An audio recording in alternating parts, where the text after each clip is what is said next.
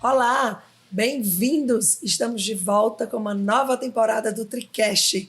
E aí, Rafa? Rapaz, demorou, mas a gente voltou para contar novas histórias, né? Nesse nosso movimento de colocar o esporte com experiências, com novas novidades, né? Exatamente. O que está acontecendo na nossa cidade, o que está acontecendo no mundo e trazendo os convidados cada vez mais curiosos cheio de histórias. cheio de histórias. Chegando agora nessa temporada com novos parceiros.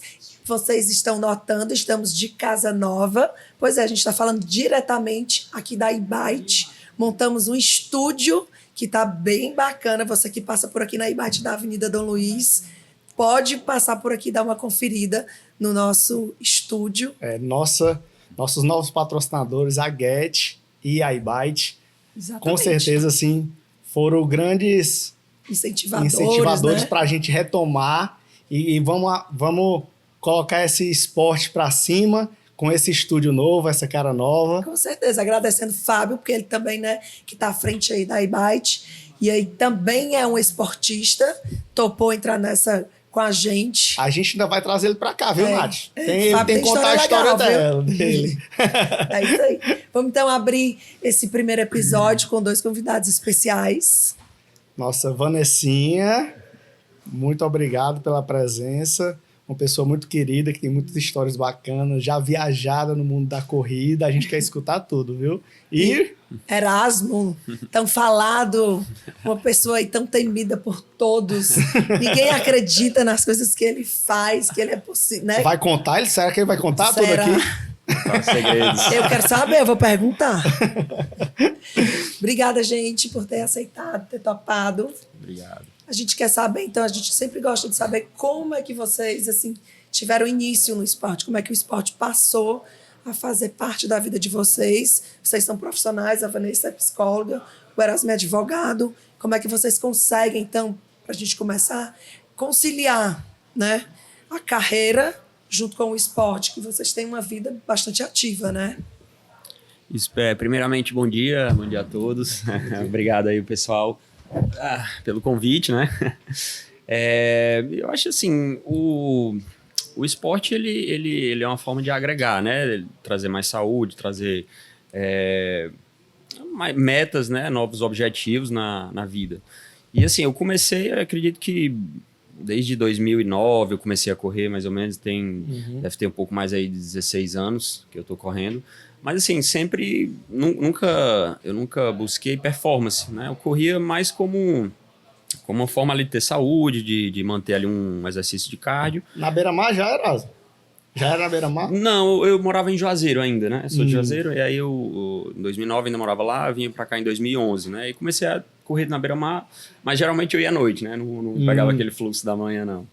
E fazia mais academia, né? E, conciliando com a corrida.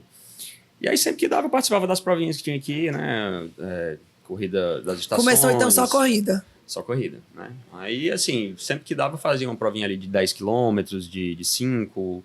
E, assim, nunca me despertei para maiores distâncias, mais desafios. Te dava prazer mesmo, tava gostando, mas nada muito... Nada muito, assim, não tinha grandes ambições, né, no esporte. Mas sempre gostei de correr, né? A corrida sempre foi um esporte que eu me encontrei, porque é um esporte que você, assim, você pensa muito, você tá ali com você mesmo, né? E que faz muito bem, né? Tanto fisicamente quanto mentalmente. E aí, quando foi mais ou menos ali em 2019, apareceram algumas provas. Se eu não me engano, a primeira que eu fiz foi a maior, né? Uma de 15 km da New Balance. E aí, da New Balance, eu vi que já fiz 15 km, né? Dava para fazer 21. Aí eu fiz a do Antes da pandemia, então. Antes da pandemia. E aí, logo em seguida, eu acho que eu fiz umas 3 provas de 21 km, mais ou menos, e aí veio a pandemia. Aí, quando veio a pandemia, não tinha academia, não tinha outra forma, né? Aí eu me dediquei à corrida. Descontou, foi? Aí, apertei. Saí para correr. Aí eu comecei a correr todos os dias. Na pandemia, eu acho que a gente foi para Uruaú, deve ter uns 4 meses, mais ou menos, eu corri todos os dias. Mas, Erasmo, tu era acompanhado? Tu fazia uma planilha, tu tinha uma planilha, ou tu saía para correr? Não, nessa época aí não. Nessa época aí era, era ao Deus dará. Mas, e assim, nunca sentiu nada, nunca teve lesão? Não, nunca tive. Fazia academia, continuou na academia Sim, sempre? sim. Eu acho que assim, a academia ela tem que estar associada à corrida, né? Porque assim, o fortalecimento ela é fundamental. Se você vai só correr, a corrida ela vai desgastando musculatura, vai desgastando o osso, né? Então, assim, a academia ela te ajuda a fortalecer tua perna para aguentar aquele ritmo, aguentar aqueles impactos, né? E eu acho que isso foi fundamental, Nath. Logo no início, assim, eu não larguei a academia, né? Eu continuei fazendo exercício, né? A gente montou meio que uma academia improvisada lá em Uruaú, com uns pesos de cimento, com algumas coisas, e fazia uns treinos funcionais. E corrida, né? Eu corria todos os dias lá na areia. E aí eu notei que quando eu voltei para Fortaleza, tipo assim, eu já voltei com um volume muito alto, meu peso já baixou muito, né, em relação. Eu acho que, por exemplo, pouco antes da pandemia, eu devia ter um pace ali de uns 5,30, mais ou menos. Então, quando eu já voltei com 4,30, 4,30. Então, assim, eu notei que teve uma evolução. Foi um training camp forçado, né? Compulsório. E aí, pronto. E aí, assim, sempre tinha o sonho, né, de fazer o triatlo, né? Fazer Ironman, né? Você vê... Quem mora aqui em Fortaleza sempre vê, né? O pessoal treinando na Beira-Mar. E aí você acaba despertando aquele desejo, né? E quando passou a pandemia, né, eu disse, cara, eu acho que agora é o melhor momento, né? Porque assim, tava tudo fechado, né? Você não tinha como viajar, não tinha como ir pra festa, não tinha como fazer passeios, né? Tudo trancado. Então, assim, e é um medo que muita gente tem, né, de começar o triatlo, né? Assim, é você não ter tempo, né? Eu não vou ter tempo pra nada. Porque tu gostava de sair à noite. Eu sempre gostei de sair, de viajar, ir pra festa, datas Carnaval, Réveillon, você fazer uma viagem ali, né? E aí, assim, eu percebi que aquele era o melhor momento, porque não tinha outra coisa para fazer, tudo fechado, né? E aí eu comecei, já corria, né? Aí eu falei com o Rafa, que queria começar a pedalar, né? E aí eu comecei a procurar uma bike, e ele disse, não, quando você conseguir a bike, pode me procurar que a gente vai. E aí foi mais ou menos isso aí, acho que em 2021. Foi, final de 2021, foi? Acho que lá na metade, eu acho, de 21, se eu não me engano, lá para maio, mais ou menos. E aí eu comecei o pedal, a corrida e a natação, né, nessa época.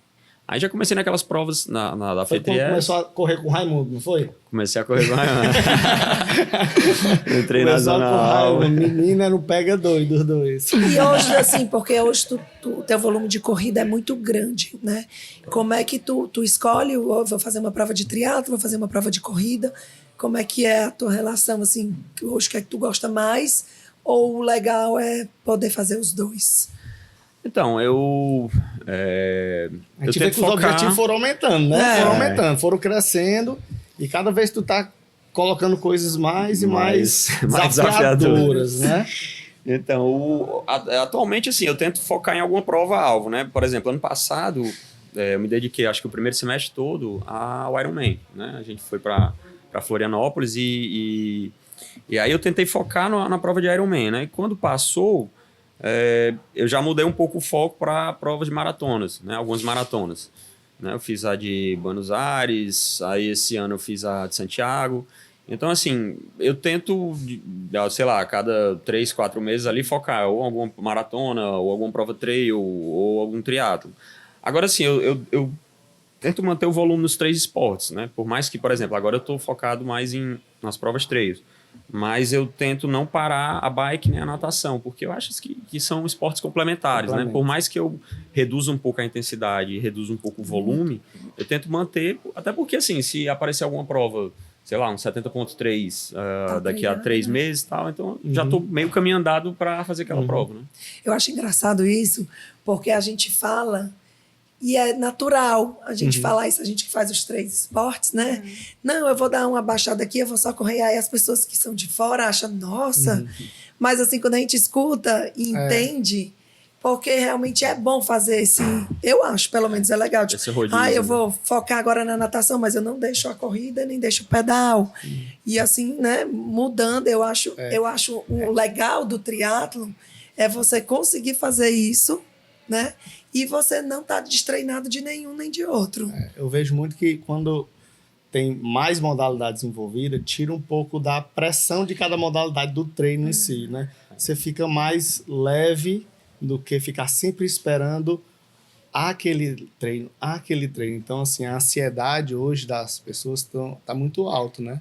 Quando você começa a fazer mais naturalmente, isso aí fica mais leve e fica mais natural. E o Erasmo a gente vê ali correndo na beira-mar 4 horas da manhã, mas realmente, se você perceber, ele não está fazendo aquele esforço tão grande que outras pessoas estão pensando. Ele está fazendo uma coisa que realmente ele gosta, ele quer, e é bem natural. Se você chegar para conversar com ele no quilômetro 25 ali, ele conversa naturalmente, bebe água naturalmente, não está desesperado por nada, ele trata as pessoas super bem no nível de estresse de 2 horas de treino de corrida, entendeu? Engraçado. E eu estava pensando exatamente isso, quando a gente veio entrevistar o Erasmo, eu pensando, né? Rapaz, o Erasmo é aquele tipo de pessoa que ele vive o esporte. O esporte, para ele sai, se você acompanhar o Erasmo no Strava, você vê a loucura dele, mas você sabe que aquilo é normal para ele, é natural, porque ele faz de uma forma natural. Ele sai para nadar meio-dia, ele dá aquela corridinha dele, porque isso para ele não é nada demais. E é exatamente isso. Não que outras pessoas façam uma distância menor e seja alguma coisa que não é demais. Não, para ela pode ser demais também, mas para ele foi aumentando gradativamente esse grau de satisfação e tranquilidade para fazer aquilo ali. Sem ser estressante. Então não é um rótulo, né? Ah, eu corri 5 km é muito, 21 km é muito. De repente, uma caminhada para uma pessoa é muito. E de repente, para você, 20 km é pouco, entendeu? Então não tem um rótulo da distância. É mais quanto esforço a pessoa faz para cumprir o que ela tá querendo fazer, né? Exatamente. Às vezes a pessoa sai ali para correr 5 km e aquilo ali já é suficiente para ela, já fica satisfeita, né? Já é o exercício ali do dia dela, né? Então, assim, ela já vai curtir o resto do dia dela bem, né? Que é o mesmo que você precisa, só que você correu 20. Isso. Não, mas a proporção é a mesma. Tipo assim, para você, a sua corrida de 20 não foi nada demais. Tanto você é que no outro dia ele tá em pé, fazendo mais atividade. Você tá treinado para isso, e esses 20 quilômetros que pra gente é muito, para você é natural. Você não deixa de fazer nada no seu dia a dia para cumprir aquele treino. Exatamente. Assim, ao longo dos anos, né, eu fui tentando aumentar, como o Rafa falou, aí gradualmente eu fui aumentando esse volume, né, para ganhar mais resistência, né. Eu sempre tive esse sonho de fazer essas provas trail, né, de fazer tô focado agora para ver se eu consigo ir para o Mont Blanc no ano que vem, né, na UTMB. Como é Mont Blanc, pessoal? Entendeu? Então, a do Mont Blanc, a UTMB do Mont Blanc é a prova, vamos dizer assim, a maior prova trail do mundo, né. Não em termos de distância, mas em termos de visibilidade, de marca, né? Hoje a UTMB ela é uma marca que está se equiparando ao Ironman. Né? Inclusive, estava dando uma lida aí na internet, eles tiveram até uma consultoria com os diretores do Ironman, né? Para uma consultoria de branding da marca. Né? Então, assim, hoje eles estão muito parecidos, a UTMB está muito parecido com o Ironman.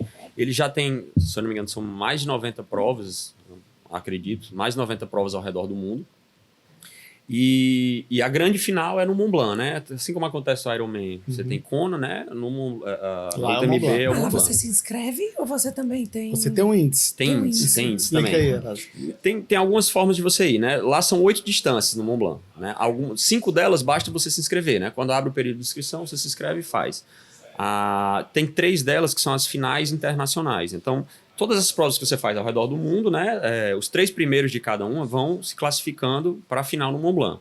Né? E aí acontece, tem a final de 50 km, a final de 100 km e a final da categoria 100+, que é a UTMB, o carro-chefe. Né? Foi a primeira prova que surgiu lá em 2002, que ela consiste em você dar uma volta no Mont Blanc.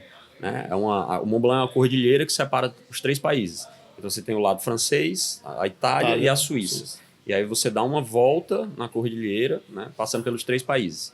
Dá um ganho de elevação de 10 mil metros total e são 176 quilômetros. E aí você tem 47 horas para concluir essa prova. Larga às 5 da tarde da sexta-feira e aí você tem até às 4 da tarde, mais ou menos, do domingo para chegar. Né? Então, assim, essa é, em termos de visibilidade, a maior prova trail do mundo. E para ir para essa prova, você precisa somar pontos. Né? Primeiro, ganhar um índice. Né? Você precisa ter feito alguma prova de 100 km ou mais para ter o índice, né, deles. Aí você vai somando pontos. Cada prova que você faz deles, você vai somando pontos. Por exemplo, eu fiz Paraty agora, eu somei 3 pontos. Então, eu já estou apto para entrar no sorteio. Né? Só que eu vou entrar com a menor pontuação. E aí, por isso que eu me inscrevi, eu vou fazer outro agora, em Bariloche. Essas são 130. Aí eu já vou ganhar 4 pontos. Sim. Então eu já vou entrar, o sorteio vai ser em janeiro. Aí eu vou entrar com 7 pontos no sorteio, mas continua sendo sorteio, né? Por mais que você tenha mais chances, né? Mas continua sendo sorteio. E aí os sorteados, né, vão correr o Mont Blanc em agosto do próximo ano. Então, assim, eu tô tentando... O foco é agosto do próximo ano. Então. Meu foco é esse agora. E aí, assim, eu já me inscrevi agora nessa de Bariloche, pretendo fazer uma em Ushuaia em março. Né, caso eu seja sorteado ou não. Né? Caso eu seja sorteado, vai ser um bom treino para ir para o Mont Blanc. Caso eu não seja sorteado, eu já vou somar pontos para tentar entrar no sorteio do ano que vem. Até quando tu pode se classificar assim? O sorteio vai ser agora, né? Eu vou fazer Bariloche agora, eu vou somar 7 pontos, vai entrar no sorteio em janeiro. Né? Aí, caso eu não seja sorteado, esses pontos eles acumulam, eles valem por 24 meses. Então, eu entraria no sorteio do próximo ano. Então, aí, próximo ano, eu vou ver se eu faço umas 2 ou 3... Né, para somar mais pontos, para ter mais chance. Então a beira-mar ali vai ter que... Vou ter que gastar muito o asfalto. Vai ter que aguentar. É muitos treinos de madrugada. Vanessinha, você também teve início na corrida. Conta um pouco da tua história também, de como o esporte entrou na tua vida. Sim, primeiramente eu queria agradecer o convite. Me sinto muito lisonjeada, porque estou aqui com pessoas tão especiais. O Rafa, meu treinador, que eu sempre confiei muito, sempre admirei. A Nath, uma mulher guerreira, que sempre entusiasta do triatlon e que sempre, assim, impulsiona as mulheres, né? Eu admiro muito também. E o Erasmo, meu amigo querido, padrinho de casamento. Muito admirado também por todo mundo. Curtição do casamento. Namoro de mel. E parabenizar também a iBite, né, e a Get, na pessoa do Fábio, que está trazendo de volta o podcast, porque eu acho que é muito importante, assim, o Ceará tem uma história de triatlon muito massa, de ciclismo, de corrida também, e é muito importante a gente ter essa comunicação sempre levando aí para o Brasil todo mundo também. Poder mostrar, contar essa história, né? Então, eu comecei também pela corrida. E, para mim, até você perguntou no começo com relação também à parte que envolve o trabalho, né? E eu estava na faculdade de psicologia e comecei correndo. E aí, depois, ali naquela convivência da assessoria, a gente vê as pessoas indo nadar, indo pedalar. Eu acho que eu vou querer também começar a pedalar. Isso aí também. E eu também acho que eu, assim... tive uma sorte que eu sempre gostei muito da natação. E o Rafa até fala que no triatlon, algumas pessoas têm um pouco assim, dificuldade por conta da natação. Então, quem né, assim, não tem tanto receio de nadar... já é um passinho bom, né? Já é um passo bom. E aí eu comecei no triatlon e estava na faculdade de psicologia e sempre querendo interligar o esporte com os meus estudos, com a minha prática. E, assim, eu sou uma pessoa intensa. Então, assim, eu mergulhei muito no esporte. E, às vezes, eu fico até pensando, será que eu estou querendo focar mais no esporte do que no trabalho, do que em outras áreas? Mas é uma tendência que a gente tem, né? E o atleta amador tem que estar sempre tentando equilibrar esses pratinhos. Mas é porque a gente gosta tanto Vanessa, o que foi a maratona te encantou no começo, a maratona veio um pouco depois. Conta aí como foi esse processo de começar a correr, tendo o triatlo e a maratona vindo, e como é que tu soube administrar isso mentalmente para que seja um esporte que tu esteja gostando e ele não saturou, porque já faz um bom tempo e continua ainda consistente nos treinos, né? e super motivada, feliz ali e cada vez curtindo mais. Me contem a fórmula disso aí. Na verdade, eu acho que, assim, o meu maior interesse é sempre estar sentindo essa sensação que o esporte traz, a corrida, no caso, né? Para mim é muito nítido o pós-corrida, essa sensação e as conquistas, né? De vários aspectos, assim, como pessoa, também no quesito conquistas, assim, de performance também, claro, mas eu acho que principalmente no meu autoconhecimento, né, assim, coisas que eu melhorei na minha saúde, né, a gente fala que a quarta modalidade do triatlo é a alimentação, e para mim isso sempre foi muito claro, assim, como o triatlo foi importante para que eu melhorasse outras questões na minha vida, inclusive a alimentação. Legal. Então, eu acho que o esporte, para mim, é bem mais, assim, autoconhecimento. E aí, como eu quero estar sempre me autoconhecendo e me tornando uma pessoa... Como que eu posso dizer? Não sei, eu sempre fui curiosa de mim, né? Então, eu utilizo o esporte como uma ferramenta, principalmente. E aí, a maratona, eu acho que assim, o desejo de muitas pessoas que correm. Claro, tem muita gente que não tem esse interesse, mas é porque tem esse... É como o Ironman para o triatlo, né? Tem esse olhar. Esse encanto, né? Esse encanto, E aí, eu acho que foi um caminho quase que... Não sei se natural. Mas eu tinha muitos medos no começo, porque a gente vai para a maratona e ali na planilha o máximo que a gente faz é um treino de 32 quilômetros. E aí eu tinha muito medo, meu Deus, eu só corri 32, como é que eu vou fazer a maratona? Mas aí é nessa hora que o papel do treinador é tão importante e que a gente confia tanto, né? Porque a coisa acontece muito bem, né? É como a das minhas últimas maratonas do Rio, que eu consegui o tempo que eu queria, que era até um índice para Boston, que eu não acreditava, mas que, assim, na hora eu acreditei, porque eu precisava também acreditar para conseguir fazer aquele tempo, mas que foi importante que o tio Breno e o Rafa também, né? Enfim, acreditassem e me treinassem para isso. E aí a coisa acontece. Legal, se apaixonou pela maratona, não foi? Muito. Realmente. E depois que você passou a gostar da maratona, a gente viu aqui, até você foi pro Quênia. Eu tô doido pra saber um pouco mais. Essa história é legal. Quero saber um pouco mais e queria tentar que tu conciliasse não, colocasse pra gente como é a vida lá e como é que as pessoas enxergam o corredor aqui e como é que enxerga lá, pra gente tentar entender como a cultura é tão forte. Tu chegou a me falar da cultura de lá e como é tão forte a cultura de corrida no Quênia, né? Como foi? Conta pra gente um pouquinho dessa tua experiência lá. Eu, por ser muito apaixonada pela corrida eu sempre pesquisei, enfim, e ficava tentando saber o que estava acontecendo no mundo da corrida. E aí descobri esse training camp que o Ademir Paulino organiza, né? Eu acho que ele foi um dos pioneiros. Hoje em dia existem vários training camps lá, existem as marcas de corrida que têm os seus próprios training camps lá, com os atletas. E aí eu me inscrevi, ele faz tipo uma seleção, porque são poucas pessoas por ano, né?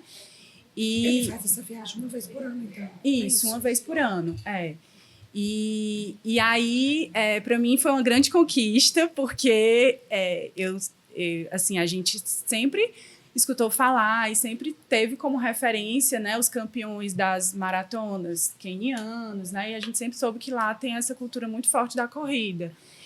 E aí foi realmente a realização de um sonho. E agora as minhas percepções, né, de lá.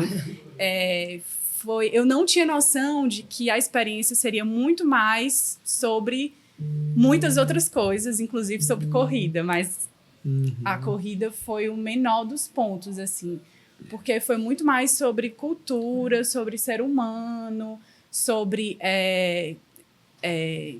estilo de vida mesmo, assim, de viver a corrida como...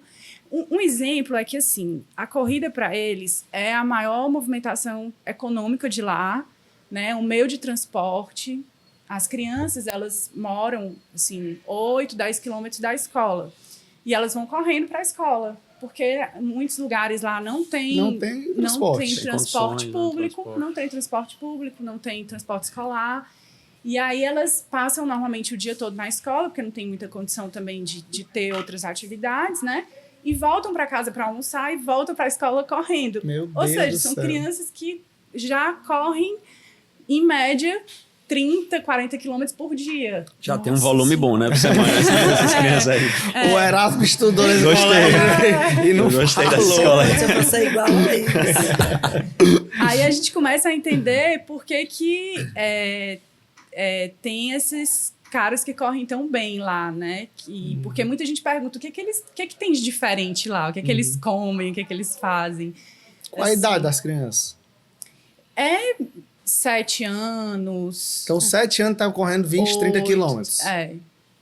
Inclusive, vários treinos que a gente ia fazer, a gente passava pelas crianças e eles acompanhavam a gente, assim, um pedaço. Nossa, que massa. Era muito legal. É real mesmo. É real. É um meio de transporte. Lá, a corrida é um meio de transporte, é um meio de subsistência, né? Porque muitos deles conseguem levar recursos para a família toda, né? Sustentar a família toda com o que ganha nas corridas. Né? Então, agora realmente... tu falou da cultura, mas a alimentação, eu me lembro que tu contou algum fato curioso das coisas que eles comiam, né? Tipo, antes e depois, conta de novo aí. É tudo muito orgânico, né? A comida lá, porque a maioria das casas não tem geladeira, então não tem como ter alimentos, né? que tem... Industriais. Alimentos industriais. Então, é tudo muito plantado lá e pessoa mesmo colhe para poder tomar o café da manhã. Isso, Agora, o carboidrato é muito forte como alimento lá. Eles fazem um que é muito típico, que chama o gali. E o gali é tipo como se fosse um mingau, que é farinha e água, praticamente. Então, eles comem muito isso. Isso depois, durante o dia. Durante o dia, com pré-treino. Deles mesmo. E o que eles falam muito, assim, que muita gente chega lá querendo saber, né? Como eu falei, qual é a fórmula, qual é o segredo.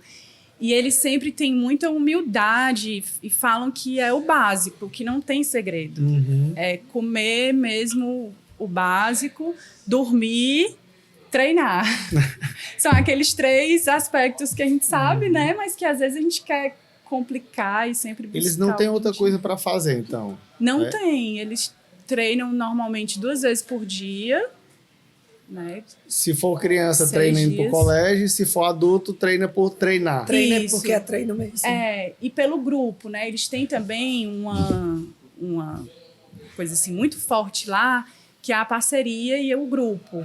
Todos eles treinam em grupo. É muito raro você ver uma pessoa correndo sozinha lá.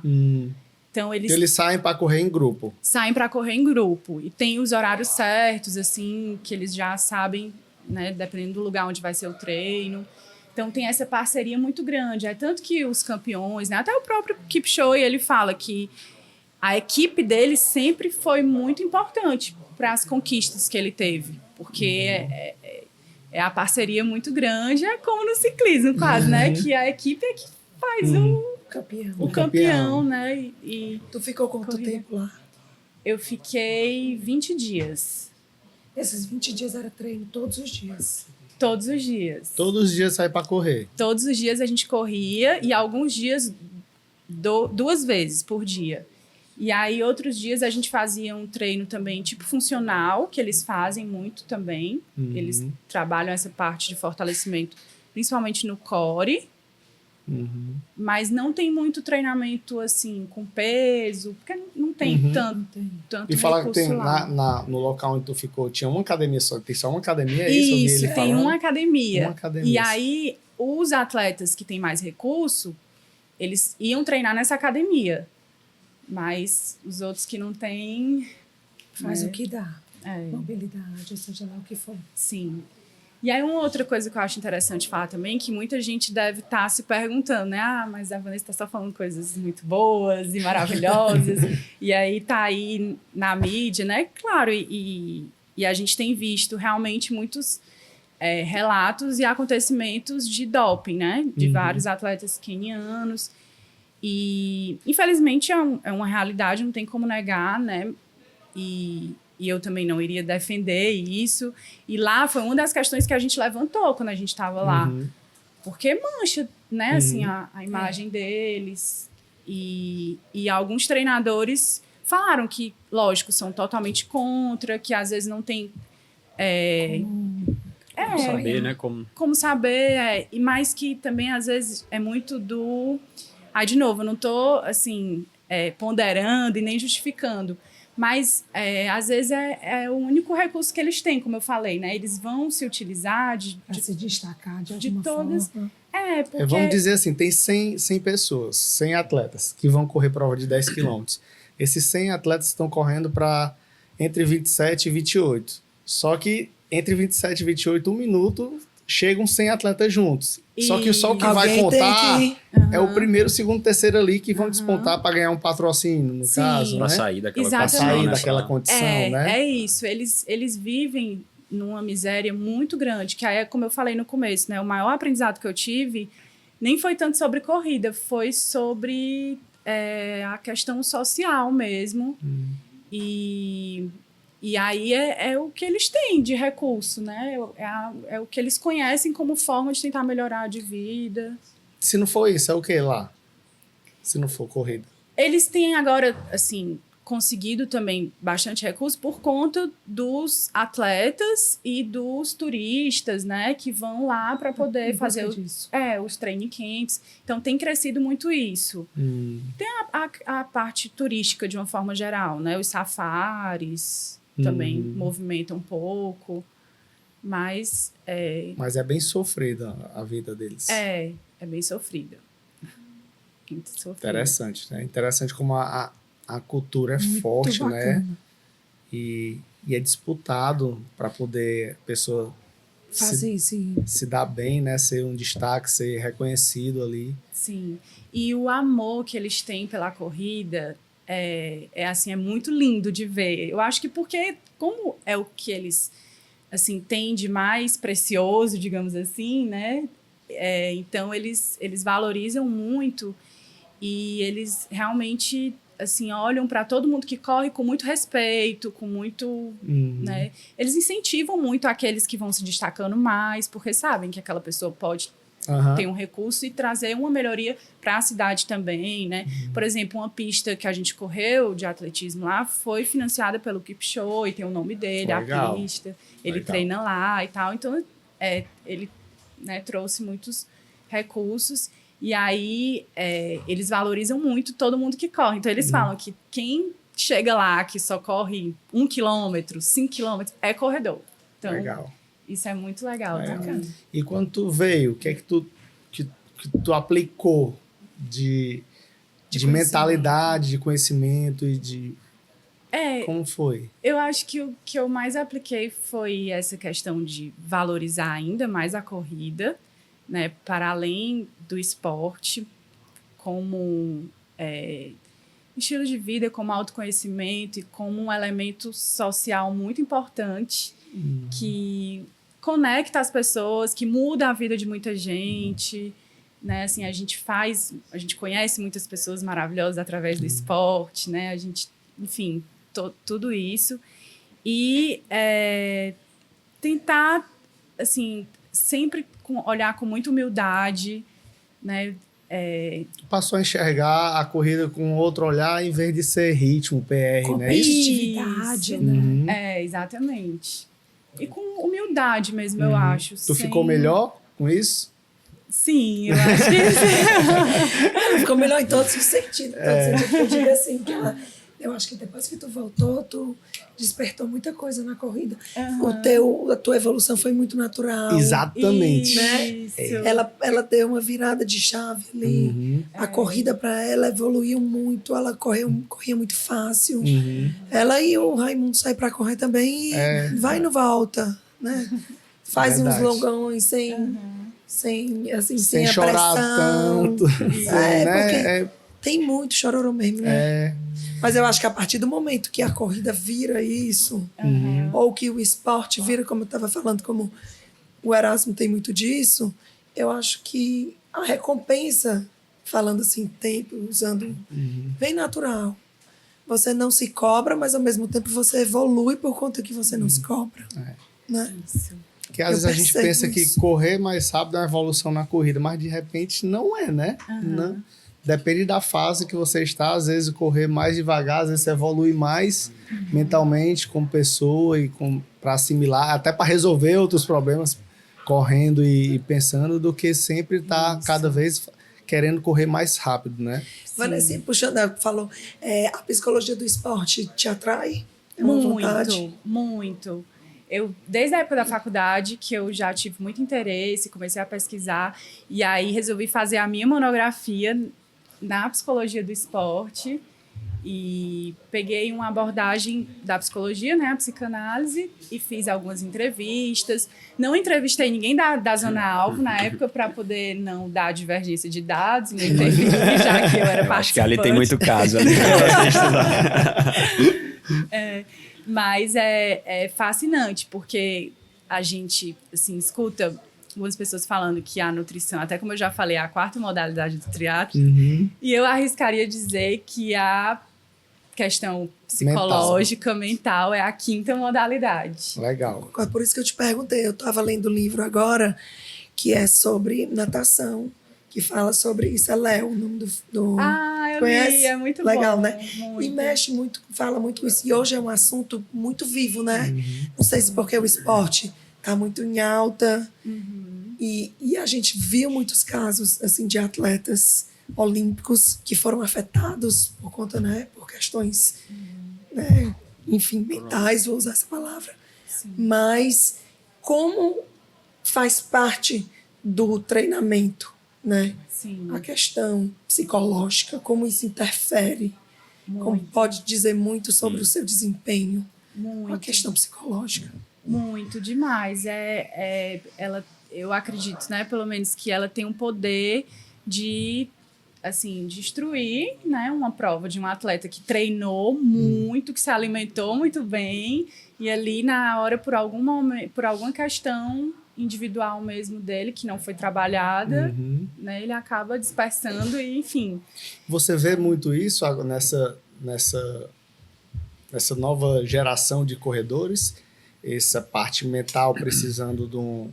Sim. Sim? Sim, eu acho que... Do análise, do ajuda. Porque eu acho que essa nova geração, assim, tem muitas questões que influenciam, né? Tanto a questão da mídia, e aí as pessoas querem se comparar com todo mundo que está vendo ali, que muitas vezes nem é real, que aquela pessoa está postando e mostrando, né? E aí isso acaba trazendo conflitos para a pessoa, porque ela vê que não consegue, mas almeja aquilo ali, e aí acaba ela até tendo uma experiência no esporte que pode não ser, até, né, pode fazer com que ela desista do esporte. Então, realmente, isso hoje é muito Qual a dica que você daria para as pessoas que estão se vendo de vez em quando, vamos dizer, indo por outro caminho, mas que querem gostar da corrida? Uma pessoa que às vezes ele olha para a corrida, que está entrando na onda, mas que ele, como está gostando, ele queria se aprofundar e querer ter um amor da corrida que nem você tem. Eu acho que, assim, a primeira coisa seria a pessoa olhar para si, né? Assim, eu até falando parece uma coisa simples e básica, mas é muito difícil, né? Porque a gente está, às vezes, na maioria dos casos, olhando para fora, né? Quando a gente deveria estar olhando para dentro e ver o que a corrida nos impacta. É aquilo que eu falei no começo. A sensação pós-corrida, todo mundo que se permitir entrar em contato com isso vai ter um benefício, um ganho muito bom, e vai sentir aquilo. Às vezes o treino nem foi tão bom, mas você termina e sente aquela energia, né? Aquela endorfina. Então, eu acho que isso aí já é um ponto que, independente de pace, de distância, né? E a pessoa olhar para si sempre é o melhor caminho, e comparar consigo, né? E não com os outros. Não se Legal. Agora, Erasmo. Voltando ao assunto, o Erasmo vai contar tudo. Eu queria só, assim, saber como é essa tua disposição no caso de vou sair para correr tanto, tu faz um planejamento, agora vou puxar para a questão alimentar, tu se preocupa com, hoje eu vou correr tanto, eu vou me alimentar de tal forma, como é que é assim, teu planejamento, ou se tu realmente segue a planilha naqueles dias, ou os horários também são propositais para conseguir chegar, por exemplo, né, no teu objetivo de fazer aquela prova X, se propõe a correr tal hora. Como é que é, então, assim, esse teu planejamento? Quando eu digo, as pessoas acham que o Erasmo é um monstro, mas ele é um monstro, ele se prepara. Essa parte específica para a prova que tu vai poder, fazer. Né? Ou então assim, hoje ele correu tanto, tu se preparou para aquilo, realmente tu sai para correr, tá bem. Não, hoje eu vou aumentar. Como é que é, assim, teu planejamento? Sim, eu faço um planejamento ali por hora, né? Eu imagino, ó, hoje eu pretendo fazer um treino ali de, sei lá, 25, 30 quilômetros. Então, calculo mais ou menos o tempo, né? Eu sei quanto tempo eu vou passar parado ali, o tempo que eu vou passar me movimentando, o pace médio. Então, eu chego ali a uma estimativa de quantas horas eu vou passar treinando, né? Então, eu levo, eu imagino ali sal, carboidrato, né? Para aquelas horas, né? E as garrafinhas d'água, né? Então, eu já faço todo um planejamento. Às vezes, eu deixo tudo isso ali na portaria do prédio, então deixo às vezes em algumas árvores ali pela beira-mar. Ou se eu for fazer um treino ali, independente do local, eu sempre faço... Eu tenho que levar, né? Porque, assim, a gente que pratica endurance, né? Sabe que não tem como você aguentar longas distâncias, longas durações, sem um carboidrato, sem um sódio. Então, né? tu percebe mesmo a utilização dessa parte nutricional que te dá um resultado mesmo. É nítido. Tipo assim, hoje eu esqueci, meu rendimento caiu. Hoje eu acertei, meu rendimento aumentou. É isso? Cai. É fundamental, fundamental. Nessa prova que eu fiz agora lá em Paraty, você percebia muito isso, porque assim, era uma prova muito longa, foram 17 horas. Então, eu sentia, em cada momento eu sentia, quando ia baixando assim, a glicose no sangue, né, quando ia baixando você comeu ali a energia, né? Você comia, aí dava aquele boom de carboidrato, de doce, né, de açúcar no sangue.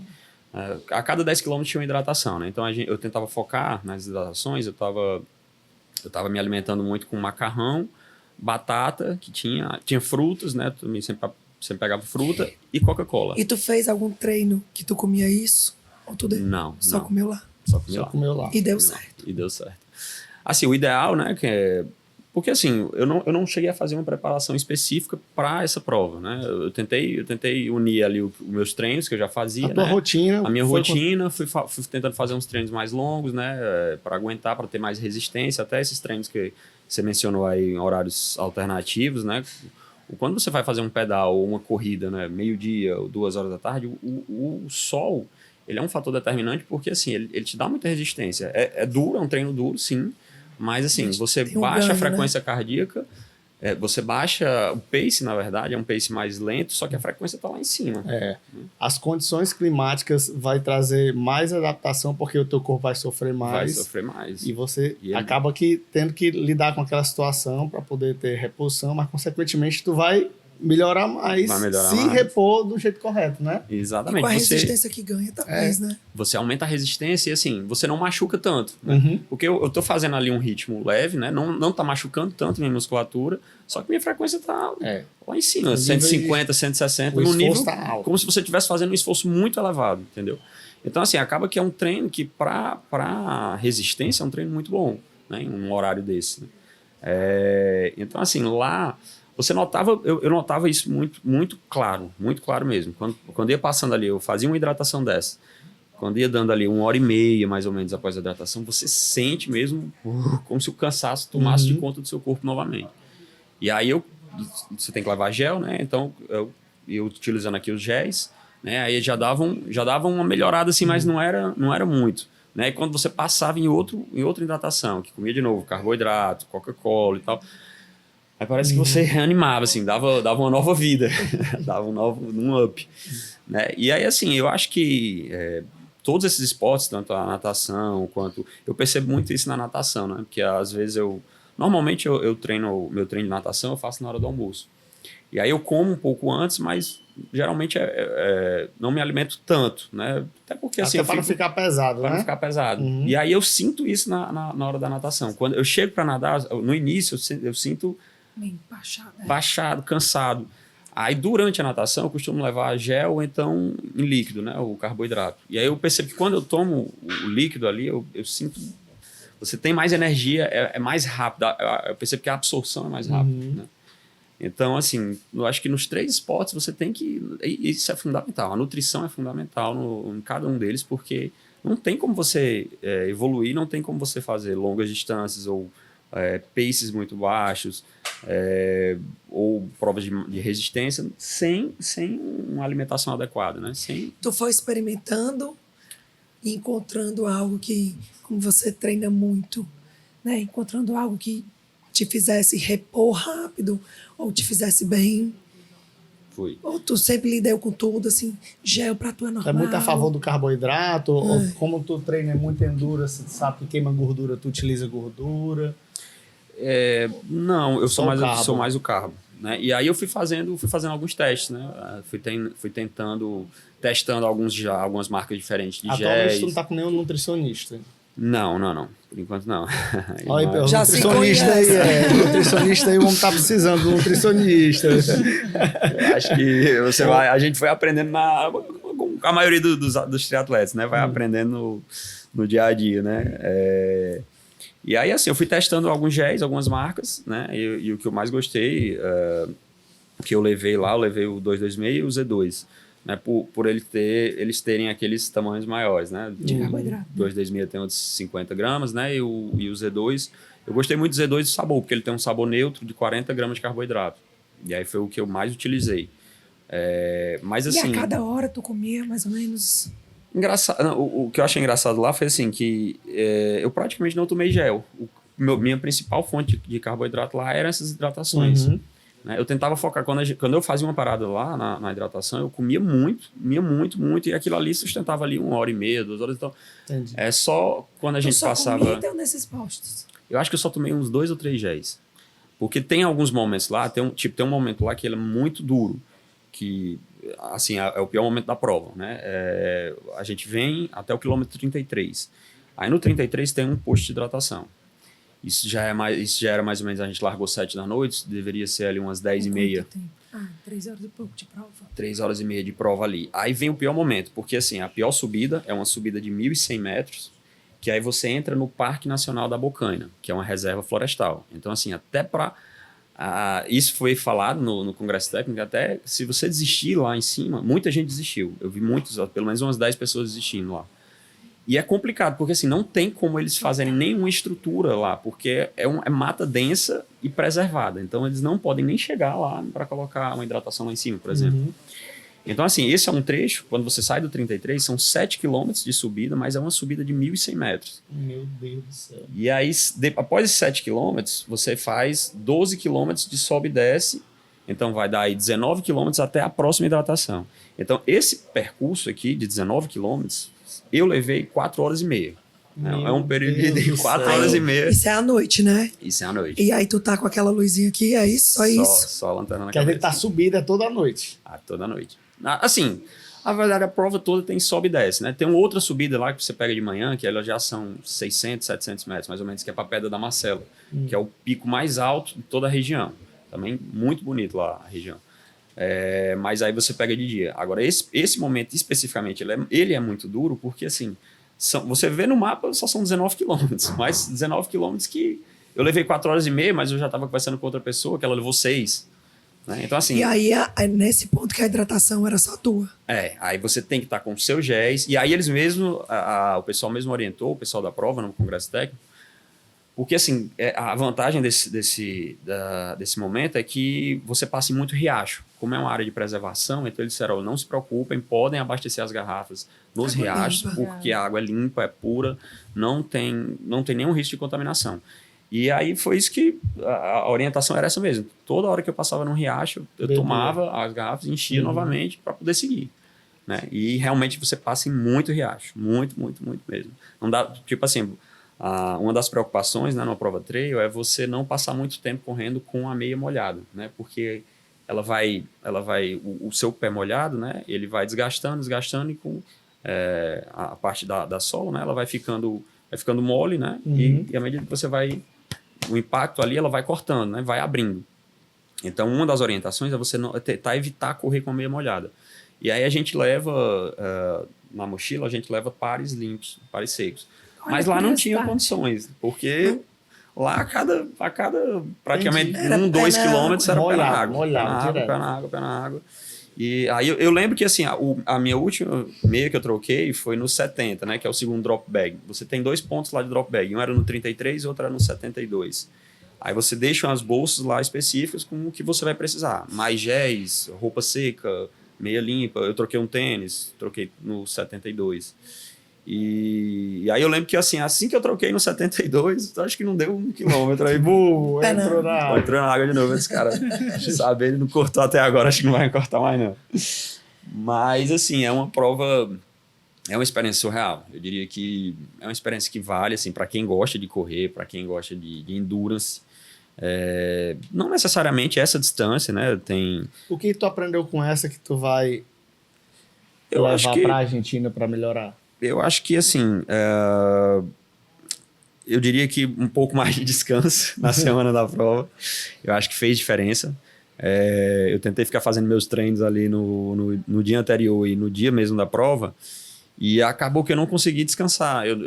A minha ideia era tentar, como a largada era 7 horas, eu tinha me programado para ver se eu conseguia dormir a tarde inteira. Só que acabou que eu fiquei resolvendo uma coisa, fui resolver outra, fui almoçar e fui... Você tem que fazer você tem que fazer uma checagem da sua mochila, porque tem os itens obrigatórios. E aí eu poderia ter feito isso no dia anterior, mas acabei deixando para o dia. Então, depois que eu fui almoçar, fui lá na casa, pegar a mochila, colocar todos os itens obrigatórios, fazer a checagem, você recebe a pulseira, e voltei. Acabou que quando eu cheguei em casa, já eram, sei lá, umas 4 horas. Mais ou menos. E a largada era 7. E a largada era 7. E aí eu não consegui descansar. Aí assim, você larga muito... na euforia, né? Na emoção ali do início, daquela largada. Mas, assim, após umas 6, 7 horas de prova, aí você sente. Aí vem o cansaço, aí vem o desgaste físico. Então, assim, eu percebi que eu senti muitas dores musculares após o quilômetro 65. E também senti pesar muito, assim, você sentir... As pernas, a perna pesada. Cãibra eu não cheguei a ter, mas assim, eu senti fadiga mesmo muscular, né? Principalmente nas descidas. Nas descidas que você tem um tempo ali para que você consegue melhorar o tempo, né? No plano e na descida, né? Porque na subida você vai praticamente caminhando, né? Não tem como você forçar. Mas na hora que fica plano e na hora que desce, é a hora que você consegue desenvolver, né? Só que aí quando chegou ali no quilômetro 65, 70... eu estava tão desgastado a minha musculatura que eu não conseguia desenvolver nem no plano, nem na descida. Então, eu descia. No plano, eu estava correndo a um pace de 8, 9, mais ou menos. No plano que era a hora de você recuperar, né? Então, assim, eu acho que para essa nova prova, né, essa lá em Bariloche, eu acho que um pouco mais de descanso, né? Um pouco mais de... Começou a fazer a subida, vi que fez 1.000 metros lá no Golfville, não foi? Foi. De altimetria. Quantas vezes subiu aquela subida? Peguei aí as dicas aqui do coach. Sobe e desce, sobe e desce, sobe e desce. Sobe e desce. Deu quantas subidas? Deu 30 subidas, deu uma altimetria boa, deu 1.200 de altimetria. 1.200. Eu ficava só subindo e descendo, subindo e descendo. Aí eu conheceu os moradores todinho lá do Golf. Rapaz, o fluxo ali é absurdo, é muita gente. E eu ficava imaginando só o pessoal da portaria olhando lá, ver ele de novo. Porque eu subi e descia. De novo. Gente, ele não para de correr, vai de novo. E a galera só aqui, parada aqui na portaria olhando. Quanto tempo, Erasmo? Deu 2 horas e 40. Nossa. Foi rápido, viu? Foi rápido. Foi rápido. Pra fazer 1.000 metros. A vantagem de lá é essa, né? Porque você consegue uma boa altimetria, né, em pouco tempo. Tu sentiu, depois desse treino, dor nas pernas? Eu fiquei dolorido. Na segunda eu fiquei. Senti pesar. Acho que e aí tu vai mudar a tua estratégia nessa parte de fortalecimento? Sentiu que precisa... Eu acho que vou. Eu pretendo fazer um pouco mais de fortalecimento na semana da prova e até na semana anterior. E eu pretendo tirar totalmente a corrida. Acho que já que assim, vai ser uma corrida, vão ser 130 quilômetros, né? Então, assim, a minha ideia é não correr ali na semana. Essa prova é diferente porque a gente vai largar às 10 horas da noite de uma quinta-feira. Então, vai ser até um pouco melhor, porque a gente vai pegar menos tempo à noite, né? Por exemplo, lá em Paraty foram 11 horas no escuro.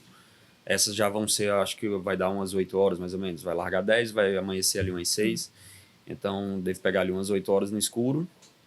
E o restante é durante o dia, né? E lá, talvez a gente pegue lá tem algumas montanhas piores do que Paraty. Tem 3 montanhas lá que são 2.100 metros. Então, assim, vai... Qual o total de altimetria? Lá vai dar 6.600, se eu não me engano, de altimetria. Nossa Senhora. Aí, assim, tem alguns trechos, tem algumas montanhas dessa aí que a gente vai pegar neve lá em Tem cima. que fazer o golfe de manhã e de tarde. Pra pegar o clima da noite, né? Pois é, mas eu acho, assim, que vai ser muito bonita. Vai ser uma prova, todo mundo fala que é uma prova muito bonita, assim, pela região, né? Bariloche, lá é um parque também nacional. Toda essa área que a gente vai correr lá, não tem, você não corre... porque, assim, aqui as provas de trail que a gente costuma fazer aqui no Ceará, a gente costuma passar muito em propriedade, né? Muito sítio. Né? A maioria dessas serras que a gente tem aqui no Ceará não são áreas de preservação. Sim. Então, quando você vai aqui para Guaramiranga, Pacoti, Palmácia... Vai passando dentro das... Você vai passando dentro das casas dos moradores, né? Geralmente o pessoal da organização conversa com eles, né? Pede autorização, explica, delimita ali qual é o lugar onde você vai, onde os corredores vão passar. Mas você passa muito dentro de casa, né? Você vê os moradores e tal. E essa lá em Paraty a gente também passava em algumas áreas que eram casas de moradores.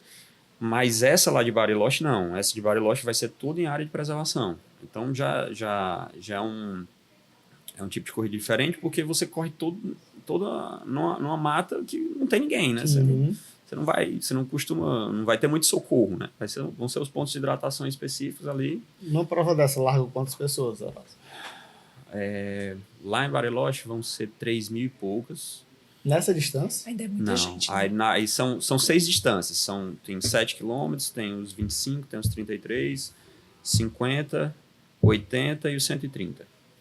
Né? Então, acho que nos 130 devem largar aí uns 600, 700. Nossa, é muita gente, viu? É muita Pra gente. fazer tudo isso. Lá em Paraty foram 530, mais ou menos. Na distância maior. Na distância dos 100. E acho que 325, mais ou menos, terminaram. A desistência é muito alta. A maior desistência foi mesmo naquele ponto lá que tu falou? Lá, acho que não só lá, mas mais para a parte final, né? Porque, assim, tem muita gente que desiste ali quando você esgota mesmo o corpo, né? Tem muita gente que desidrata. A questão da hidratação lá é muito, muito importante, né? Eu vi muita gente lá com aquele problema que você tem no rim, né? Quando você não bebe água, né? Que aí você fica urinando sangue. Aí o pessoal, quando começava ali, que via que estava urinando sangue, aí você já pedia socorro, pedia... Tu vê que as pessoas que fazem essas provas, elas treinam para essas provas ou são aventureiros? Cara, lá eu vi, assim, a grande maioria treina serra. Mora próximo à serra, porque assim, aqui a gente tem muitas regiões no Brasil, né, que você tem serras, né? Então, o pessoal que mora ali próximo, para eles é muito, é muito natural. Né? Você acorda e vai correr na serra, né? O treino que a gente acha natural aqui de correr na beira-mar, para eles é serra. Né? Para eles é muito fácil. Então, aqui na região metropolitana, eu conheço algumas pessoas também, muitos corredores que são corredores de treinos, que eles são ali de Maranguape, Pacatuba, naquela região. Então, assim, para eles é natural. Você acorda, vai correr na serra. Né?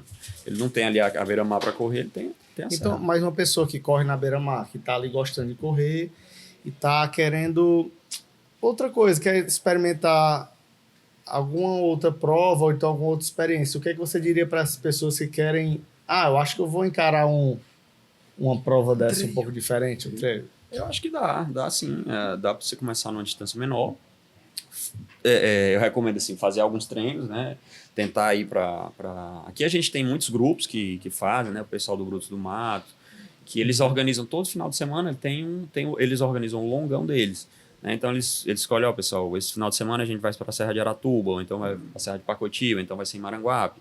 Aí eles colocam lá, tem ritmos diferentes e tem distâncias diferentes, né? Para cada cada objetivo. Então, assim, a pessoa que corre ali na beira-mar, se ela fizer um treinamento, né, fizer ali alguns longos desse, dá para ela fazer tranquilamente. Consegue encarar isso aí. Dá para ela encarar tranquilamente uma prova dessa. Vanessinha, deixa eu te perguntar, quais são teus próximos objetivos, né, assim, e quais foram os que você já cumpriu? Assim, como meta, né? Porque a gente, né, o que é que você quer fazer, o que é que você já fez? Que acho que com o esporte, como você já disse, que já faz parte aí, você e o Raimundo já vivem. Então, assim, vamos correr Boston, já foi, vamos correr... eu quero fazer o Ironman e tal, eu quero... Quais são aí, o que é que falta? E quem é que escolhe essa prova? Se é a Vanessa ou se é o Raimundo? Eu quero saber quem é que escolhe. Vai caso uma vez sou eu, outra vez é ele. É justo. Vocês como é que são? É justo. Pois é, assim, eu me sinto uma pessoa até muito grata e muito feliz porque eu já tive muitas conquistas no esporte. Acho que é por isso que eu fico cada vez mais apaixonada pelo esporte, porque ele já me trouxe tantas coisas maravilhosas, provas maravilhosas que eu sonhava. Tenho muitas outras ainda que eu desejo fazer.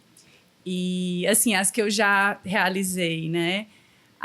O desafio da Disney, do Dunga, né? Sim. Que é 5, 10, 21 e 42. O Ironman, que também era um sonho, desejo. E aí, essa daí é muito especial, porque, na verdade, ela começou com o desejo do Raimundo. Então, foi ele que escolheu. E aí, no começo, eu falava, não, eu vou assistir, vai ser ótimo, eu vou lá estar torcendo e tal. Ele, não, você vai fazer. Eu disse, não, mas é um Ironman, o full, eu não vou conseguir fazer, vai. E aí, deu certo, né? E foi maravilhoso. E realmente é uma prova, assim, muita gente falava antes, é uma das melhores provas, você vai amar, você vai curtir. E é impressionante como o full realmente ele é diferente, assim, marca muito, né? Porque traz muitos aprendizados e, além de humildade, traz o aprendizado, assim, tanto pessoal, mas muito no esporte. Foi o melhor momento de performance que eu tive, foi quando eu estava treinando para o full. E conversando com muita gente falou isso, né? Melhor treinamento que eu tava, assim, de pedal, de natação também e tal, enfim. Então, eu senti uma evolução muito por conta dos treinos do full. E foi acontecendo naturalmente. No começo, a gente fica espantado, assim, meu Deus, como é que vai ser essa planilha pro full? Né? Eu vou ter que pedalar tantos quilômetros, depois correr, e aí como é que vai ser? Mas a gente nem vai sentindo. O Rafa coloca de uma forma que quando a gente já foi, passou, eu já fiz o pedal de 160 e depois corri 20 no outro dia e dá certo. Então, assim, essas foram provas que eu realmente estava desejando muito, né? O Training Camp do Quênia também foi uma grande conquista.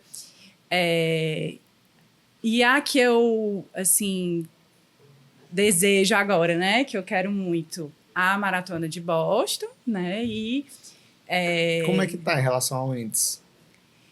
Eu peguei o índice no Rio esse ano.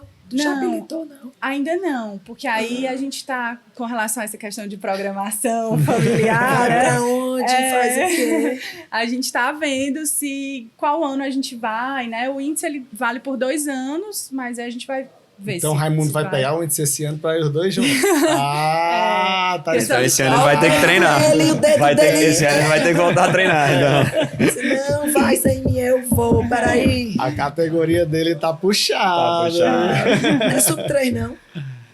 Sub-3. 3 e 10, não, não? Acho que é 3 e 10. Já É 3 e 10. Mas tem só um vale corte, 2 anos. né? 3 e 5? 3 e 5, Porque tem um corte também agora, né? E o corte tá cada vez O corte tá cada vez pior. Eu tinha o corte tá uma média de 7 a 8 minutos. 7 a 10. Não, tá acho que esse ano deu...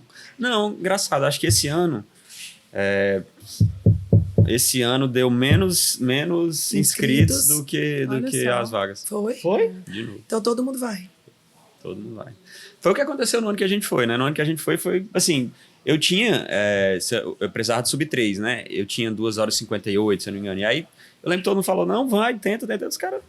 Não vai conseguir. Geralmente, eu já sabia que o corte era mais ou menos 5 a 7 minutos.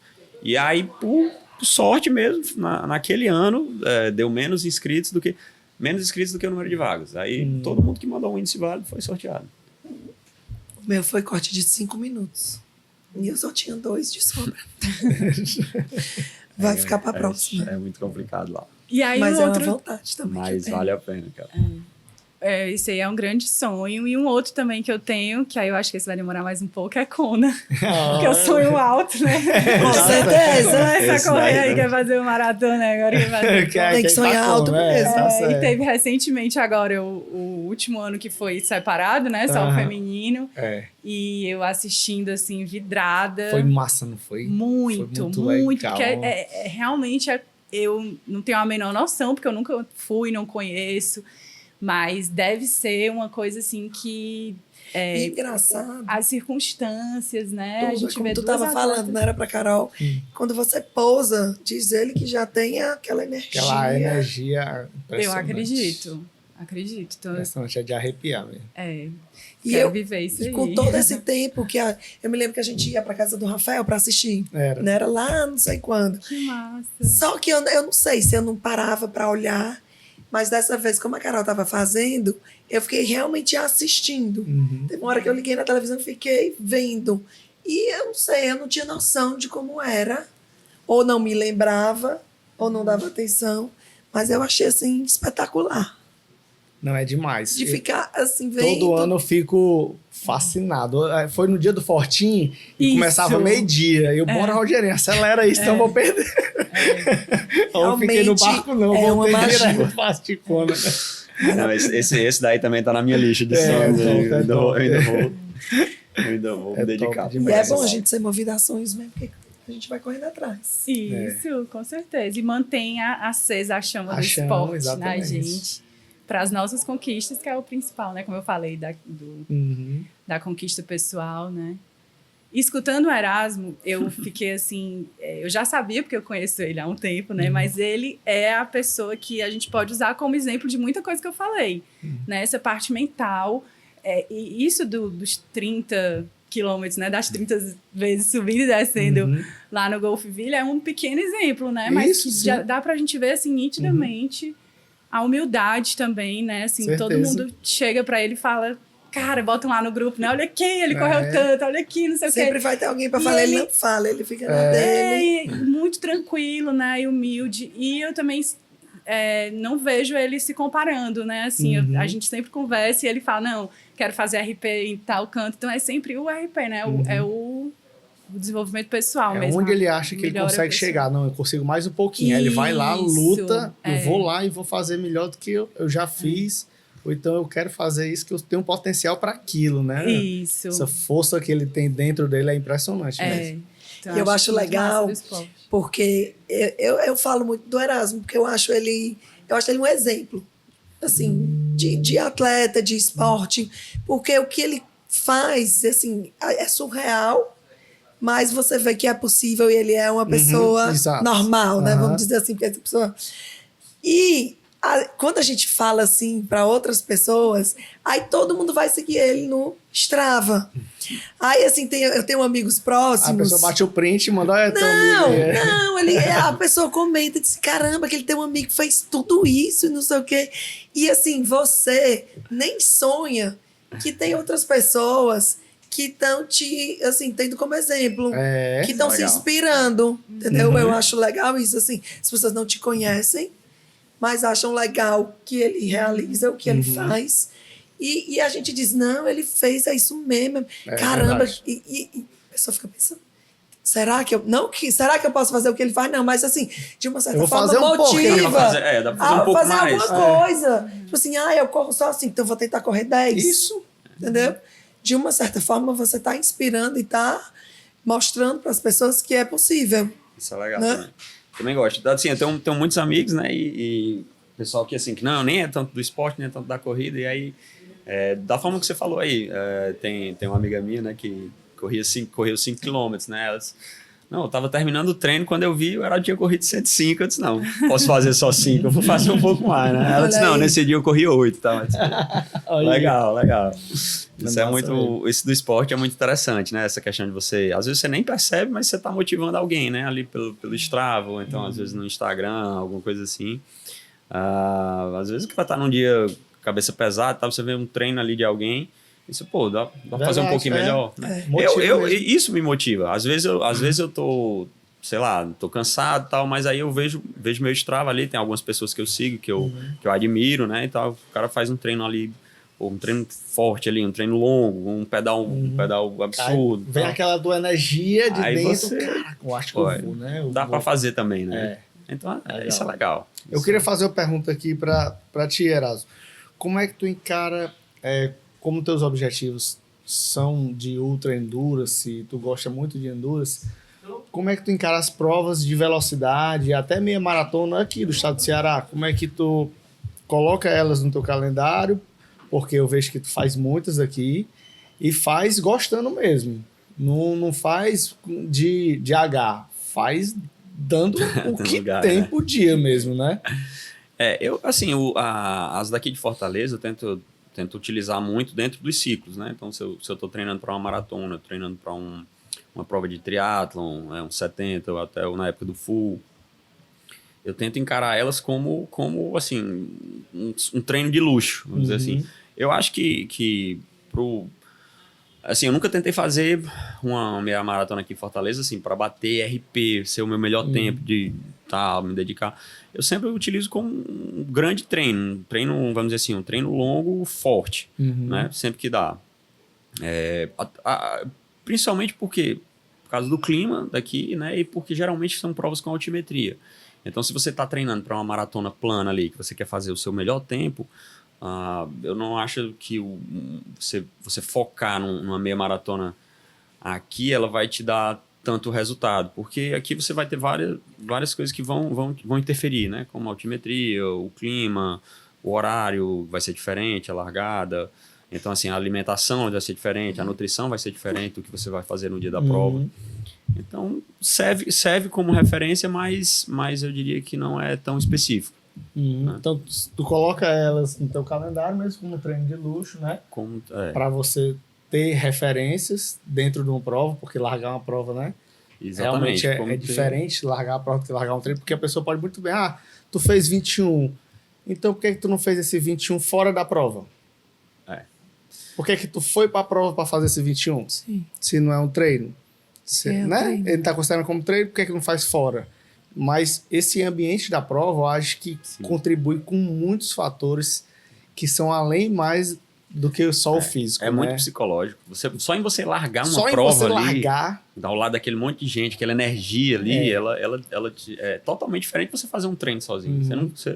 Normalmente você não vai fazer... Se você fosse fazer sozinho, você não faria o mesmo pace que você vai fazer numa prova. A gente vê muito essa discussão. Às vezes a pessoa, mas eu vou correr 10 km, mas 10 km eu corro aqui em qualquer canto da rua. Mas não é bem assim. Você correr numa prova e você correr num treino. Então, são muitos fatores que você tem a ansiedade da prova, a alimentação que você vai cuidar, as pessoas que estão perto de você, as pessoas que você conversou antes, as pessoas que você está vendo que está ali assistindo, você mesmo querendo se encontrar. Então, é uma briga mental de resolução de problema muito grande do que um treino. Então, realmente, uma prova, eu pessoalmente considero como peso 2 total. Se a pessoa faz uns 21 dentro de uma prova, não é igual a 21 fora da prova. Tem muito isso. Já teve prova aqui de 21, de eu fazer um ano, a mesma prova, né? 2 anos seguidos. E num ano, eu estava em condições até mais baixas, mas eu larguei num pelote ali forte e você não quer largar, né? Então você segura, você mantém ali aquele ritmo que está desconfortável para não perder aquele pelote. E fiz um tempo, entendeu? No ano seguinte eu estava melhores condições, mas eu larguei lá atrás, não tinha nenhuma referência. E aí você, assim, não tem nada que lhe force a ir atrás daquele mesmo tempo, entendeu? E aí eu fiz um tempo, acho que, sei lá, uns 4 ou 5 minutos. A mentalidade foi totalmente abaixo. diferente. A mentalidade é totalmente diferente. Porque quando você tá ali disputando, aquela sensação de disputa é muito boa, né? Porque você te força a ir mais além, né? Então, eu acho que essa questão da prova, como você falou, faz total diferença. Faz total diferença. Gente, vamos ter que encerrar. Já descobrimos muitas coisas, não foi nada. Muitos segredos aí. A gente até passou do horário, porque quando o papo é bom, a gente... a gente vai nem percebe o tempo passar. Vamos agradecer. Vamos fazer os agradecimentos. Vai pro Erasmo, presente da Get. Tá aí, ó. Da Vanessinha e do Erasmo. nosso patrocinador, que está fazendo tudo acontecer novamente. Pois muito obrigado. Obrigado aí, Fabão. Mudamos para evoluir. A Golden Tech agora é Get. Essa mudança de nome reflete um novo momento, com personalidade, mais qualidade e uma marca mais amigável, conectada com quem vive a tecnologia no dia a dia. Durante um período, Golden Tech e Get vão conviver nas prateleiras, enquanto atualizamos gradualmente o nosso portfólio. E nossa essência continua. Confiança e tecnologia acessível seguem sendo prioridade.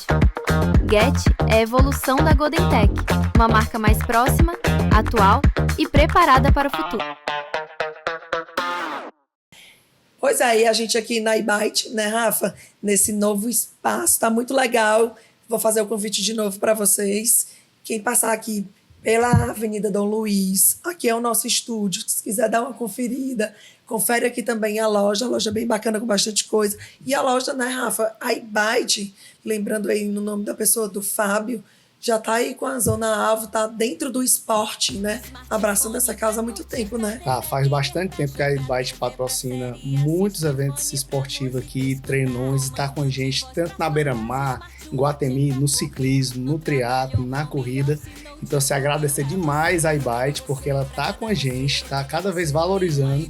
E não é de hoje, né? Exatamente. É de muitos e muitos anos. E muito obrigado. Essa nova casa agora do podcast, do TriCast, retomando. A gente tá muito feliz. Exatamente. Pra beleza tem chapinha, airfryer pra cozinhar. Pra sala virar cinema, projetor e soundbar. Pro parceiro revender, pro empresário agilizar. Vantagem pra todo mundo do TI ao RH. Pra cada você, pra cada você, pra cada você tem uma iByte. Pra cada você, pra cada você, pra cada você tem uma iByte. Pra cada você, pra cada você, pra cada você tem uma iByte. Pra cada você, pra cada você, pra cada você tem uma iByte. E é isso, Rafa. Nosso primeiro episódio dessa nova, né, temporada. Acabando por aqui. Espero que vocês tenham gostado dessas histórias. Aqui, os meninos são pessoas que estão... Sugestões, as sugestões que a gente tem quem que quiser dar ter, sugestão também, né, de entrevistada, a gente aceita. E agradecendo Erasmo, Vanessa. Obrigado. Muito bom, assim, pessoas que não conhecem a história de vocês podem conhecer agora E se inspirarem, né? e se inspirar. Com Muito certeza. obrigada, gente. Foi muito especial a experiência. Obrigada de verdade. Obrigado, pessoal. Obrigado a iByte, obrigado, Fábio, obrigado, pessoal da Get. É isso, então. Até o nosso próximo encontro. Até mais.